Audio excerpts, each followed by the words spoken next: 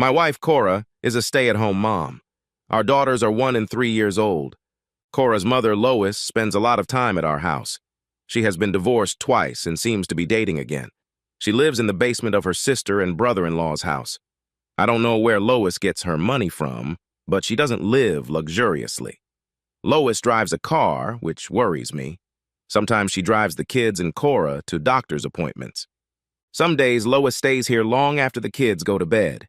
Cora and I get delays because of it. Sex with Cora goes relatively smoothly. She squeals and squeaks, but she tries to keep it quiet. I'm a very jealous guy. It annoys me when men stare at Cora. I know, get over it.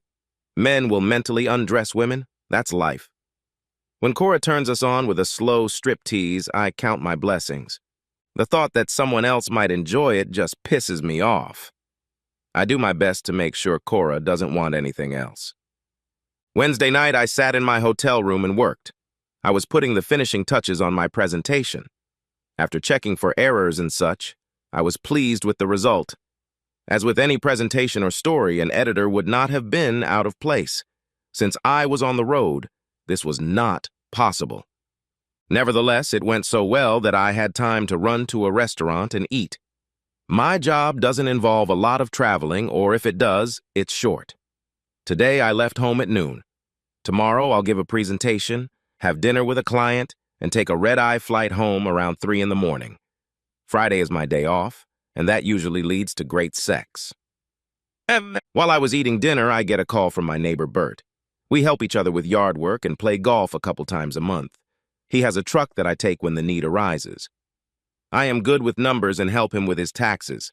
He has a 1-year-old daughter, and we're both learning how to change diapers and heat milk to the right temperature.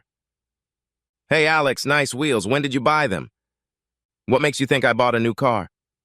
Because I saw you drive it into the garage 10 minutes ago. It's that new Roadster, isn't it? It's not what I expected from a father with 2 babies. What a load of crap, Bert. I'm 500 miles away. Could you drive up, look in the windows, and take some pictures?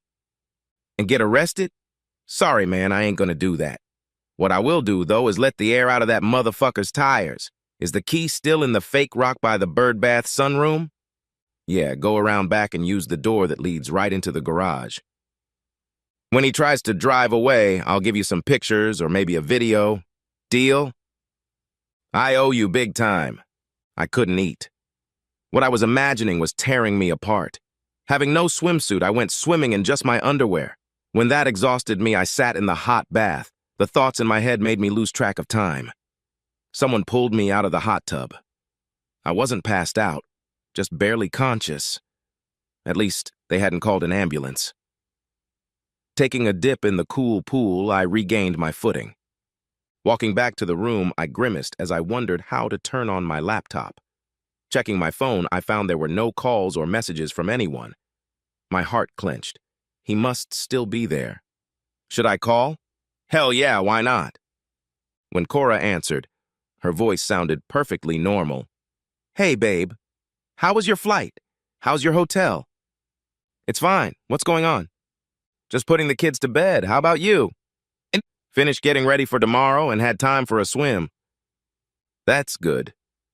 You don't usually get much exercise when you're traveling. My stomach cramped. Well, I have to get up early tomorrow, so I'll let you go. Good luck with the tires. What did you say? Nothing. I just wanted to call and tell you I love you. Well, I love you too. I hope everything goes well tomorrow. I stared at the ceiling. The TV was on, but it was just background noise. Paranoia is not your friend. It tears your soul apart. Facts. I want facts. Around 11 p.m., I heard a beep alerting me that a new email had arrived.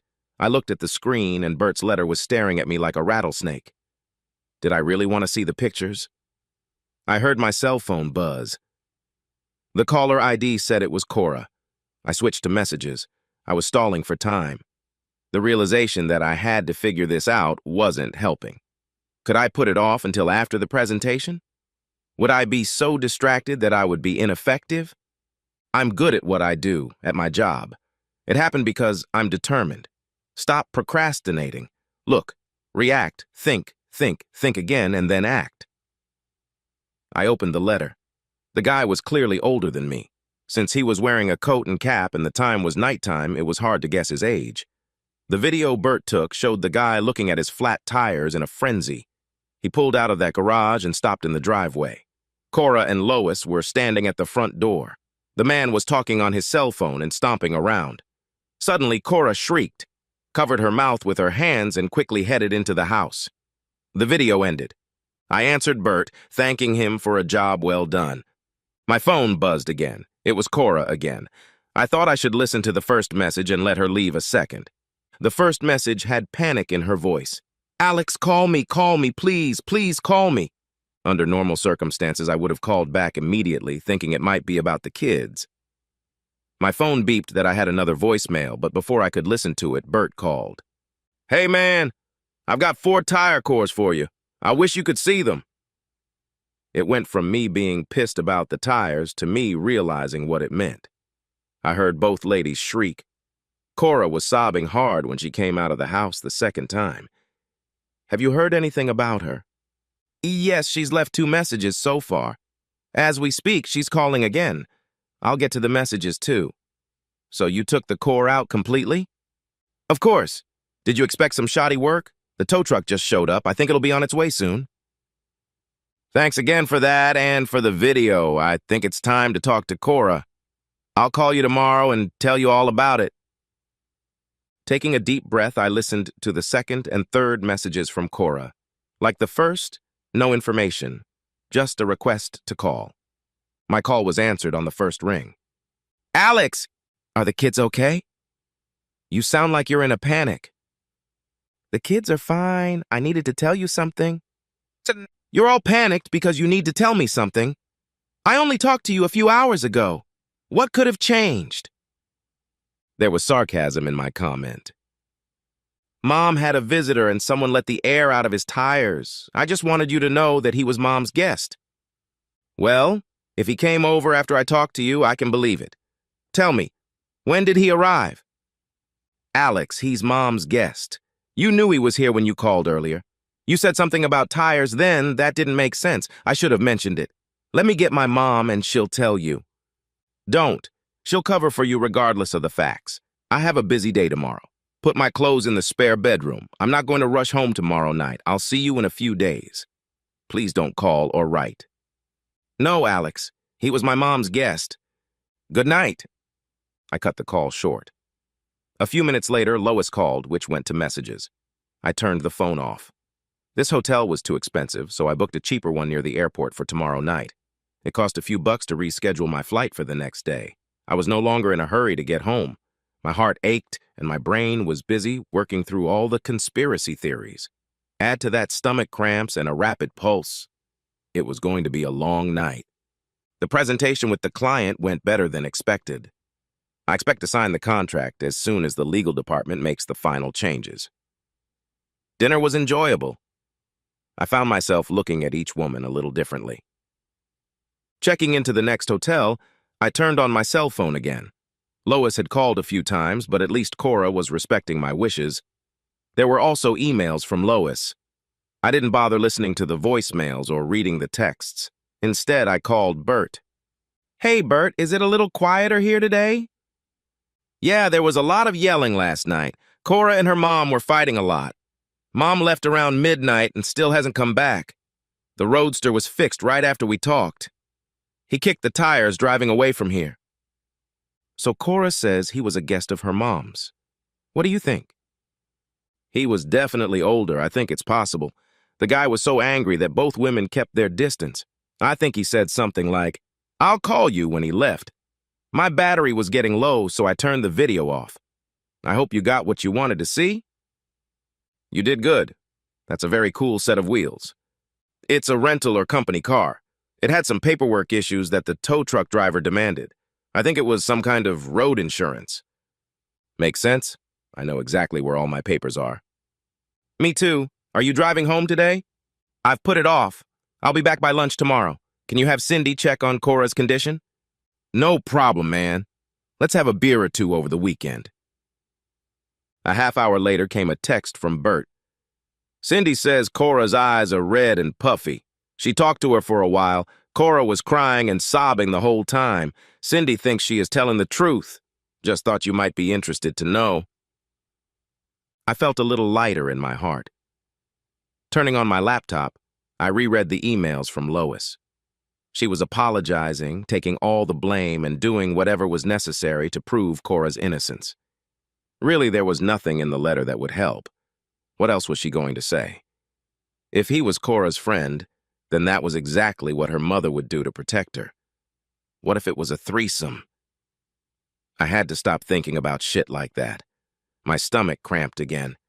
All the letters didn't make me feel any better. I'd responded to Lois once, telling her that her emails and voicemails were exactly what I expected to hear if she was covering for Cora. Instead of giving her the opportunity to leave another voicemail, when Lois called a few minutes later, I answered and hung up in one motion. Another failed attempt, and she got the message. On the way home, I stopped and bought a large bottle of Johnny Walker Black, Bert's favorite wine. Bert appreciated his gift and had a shot with me. We chatted for a few minutes. Cindy also filled me in, and then I pulled into my garage. I had never seen Cora look so bad. No makeup, hair just pulled back into a bun, bright red puffy eyes. "Cora, how are the kids?" "Good.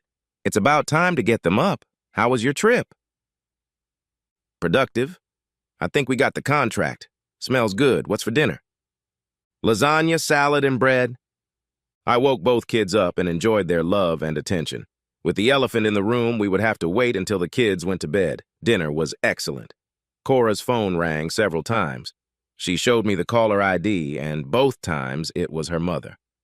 She let them go to messages. I bathed the kids, read them bedtime stories, and then kissed them goodbye. My clothes were in the extra bedroom. When Cora saw me examining her, I changed the sheets. That's where they did it. That should have made me feel better, but somehow it didn't. I'm going to sleep where my mother-in-law slept with her boyfriend. Now I was kidding myself, wasn't I? "Thank you. I'm going to go change, and then we can talk." And embarrassed, "Okay." Grabbing a beer, I sank into a chair. "What were you thinking about?" "Nothing. She ordered me around and told me they weren't bothering anyone. And why should I believe you? You had your chance to tell me, but you didn't." That brought tears, and not alone. It took Cora a few minutes to calm down. "I would never cheat on you. He's Mom's boyfriend. It never occurred to me that you might think he was here for me. This isn't the first time Mom's invited him over. I didn't tell you the other times, and since no one got hurt, I didn't tell you this time. I told Mom she's not welcome here anymore. If she wants to be with her grandchildren, it's not going to happen here. We had a big fight last night. She has a house. Why here? My aunt doesn't want her entertaining her boyfriends at her house. You should be more like your aunt." Now I gasp. I know. I am like that now. What's next for us? I really don't know. Look at it from my point of view. A friend says some person drove into my garage and locked the door. I call you and you act like nothing is going on. Why shouldn't I think you're a cold-blooded liar? Sobbing and shaking again. My beer was empty, and I went to the bathroom. Cora fought back sobs. "But you're not. You have to believe me. We're not getting anywhere. Let's talk tomorrow." Nodding her head, she tearfully sent me to the spare bedroom. When you stay in hotels, you quickly shove away thoughts of how many people slept in your bed the night you stayed there. I had no trouble falling asleep as I was emotionally exhausted. When I woke up, I found Cora sleeping next to me. Saturday passed in suspense. I thought she was being truthful, but why the secrecy? When the kids went down for their afternoon nap, we sat down to chat again. "He was Mom's guest. I could never cheat on you." "So why the secrecy?" "I don't know. I had to say something." "Your mom got divorced twice. We never talked about it, but did she cause them?" "I don't know exactly about her divorces, but I think she cheated on my dad. I was in college when the second marriage broke up." "Well, isn't that sweet? You're keeping quiet because you're taking notes while watching a serial cheater?" It was a low blow, but it hurt me. Cora suppressed her tears. "Alex, please, It's not like that. Well, then help me. Why didn't you tell me Lois was sleeping with her boyfriends in front of my kids? Alex! No! They always kept the door closed. So why? I don't know! We were getting nowhere. I walked over to Bert's house and asked Cindy to intervene. Bert shared some of his black experiences with me. Cindy is a school counselor and volunteered to spend some time talking to Cora. Cindy reported, Alex, I think the problem is that Cora is afraid to stand up to her mother. After all, she did it after she realized that you were probably behind the flat tires. If you take a guess, I think her mother told her to keep quiet and she was afraid to challenge her. She needs to see a therapist. It wouldn't hurt for you to sit down with her a few times. I think your marriage is strong. Go home, make up. Thanks, Cindy. Would you like to have dinner next weekend? My treat. Cindy didn't hesitate. Saturday night. Cora and I will decide when and where. For the first time since I got home from my trip, I hugged Cora. She practically cracked my ribs by hugging me back. I suggested seeing a marriage counselor and she quickly agreed. I believed Cora, but it would take time to fix what the paranoia had ruined. In the back of my mind, I really wanted to yell at Lois. When we got home from shopping on Sunday, I got my chance. Lois was sitting in her clunker waiting for us. When I pulled up in front of the house, she got out of the car. Cora rushed over to her as soon as I put the car in park. Cora said firmly, "You are not welcome here. Get back in your car immediately." Listen to me, young lady. Enough of this nonsense. I got in Lois's face. She told you to leave. You are no longer welcome here. What kind of twisted mind do you have if you think you can lecture in front of my children? You tell me, rent a fucking motel or do it in the back seat. Now get out. Lois had never seen me with such fire in my eyes. It scared her, which was my intention. She staggered back to her car. Without further ado, she climbed into the driver's seat, but then just sat there. I slammed my hand on the trunk. Go! The first hit didn't work, but after a few more the car rumbled. It still didn't move. I walked to the driver's door and saw a crushed and defeated woman with tears streaming down her face. I tapped on the window and pointed straight ahead. My heart wasn't made of stone. I felt sorry for her. Perhaps she hadn't thought about the consequences of what she was doing. Now she was thinking about it. Epilogue. Cindy was right. Therapy had done wonders for Cora's self-confidence. Her mother was no longer her superior. That confidence carried over into our bedroom. Her newfound libido allowed her to experiment with toys and positions. Gone was the woman submissive to her mother or me. A confident Cora was much sexier. When I'm on the road, Cora takes forever to tell me all about her day. I don't mind. Eventually, Lois came back to our house. The kids love and miss their grandma. Lois continues to date, and I have no idea where she goes for fun. That's the way it's supposed to be,